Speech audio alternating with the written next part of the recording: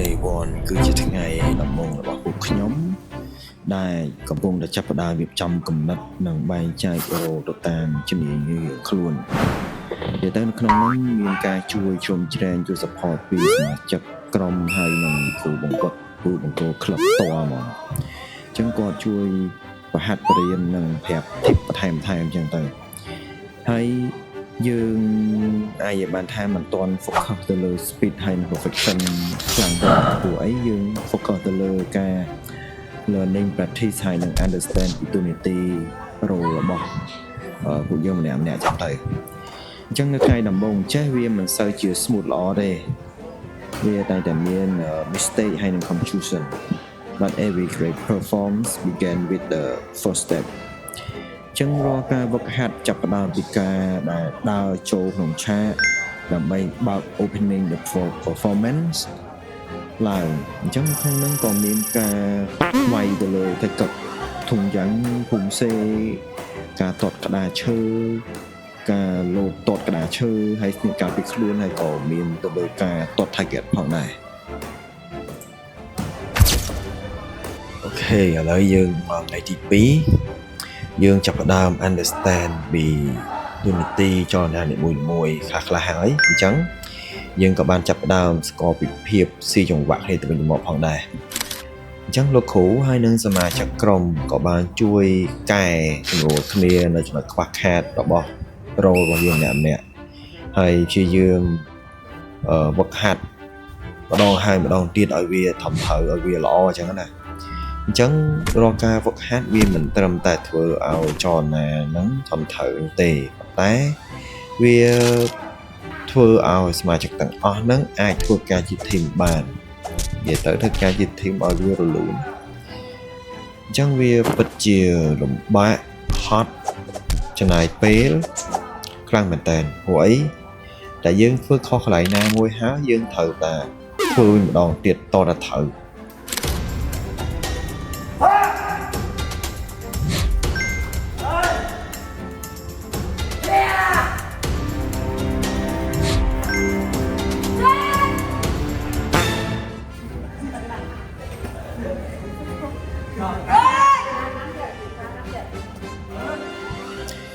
វាអាចនិយាយបានថាជា improvement doesn't come from doing it perfectly once it comes from never stopping the learning process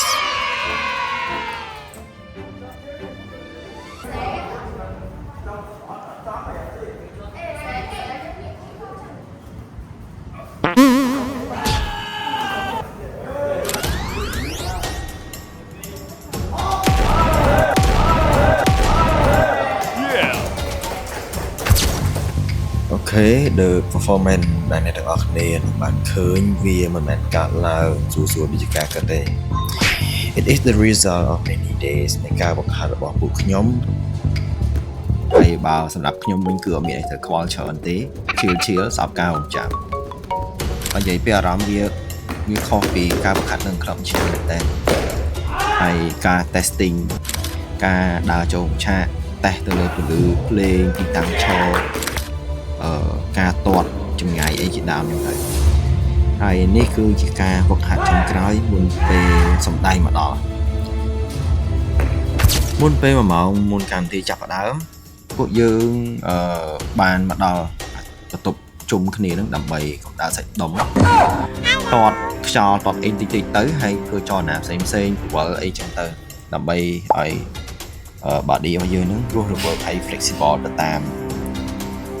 stage មួយដែលយើងនឹងឡើង perform តិចទៀតហ្នឹង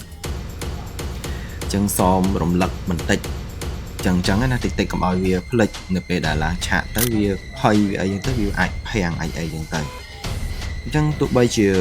មានអារម្មណ៍រំភើបឬមួយក៏ភ័យបន្តិចក៏ដោយប៉ុន្តែពួកយើងទាំងអស់គ្នាក៏បានជឿជាក់ទៅលើការវឹកហាត់ដែលបានធ្វើជាច្រើនថ្ងៃកន្លងមកជាមួយគ្នានឹងឯងអញ្ចឹងឥឡូវពួកយើងenjoy the show អស់គ្នាបាទឃើញថាក្រុមកីឡាកររបស់យើងក៏បានកំពុងតែត្រៀមលក្ខណៈនៅទីក្រោយដើម្បីត្រៀមនឹងឡើងមកសម្ដែងនៅលើវេទិកាបាទដូច្នេះឃើញថាពេលវេលាក៏បានឈានជួបមកដល់សូមសម្លេងតែបានក្រាស់ៗដល់គ្នាមួយ